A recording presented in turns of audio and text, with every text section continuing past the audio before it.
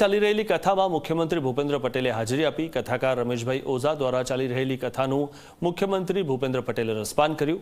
આ કથા પ્રકૃતિના સાનિધ્યમાં યોજવામાં આવી છે।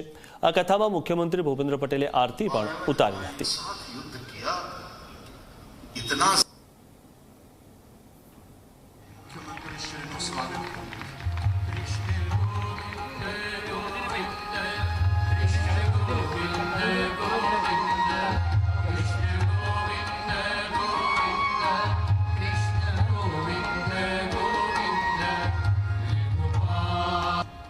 तो मूलाधार थी लई पृथ्वी तत्व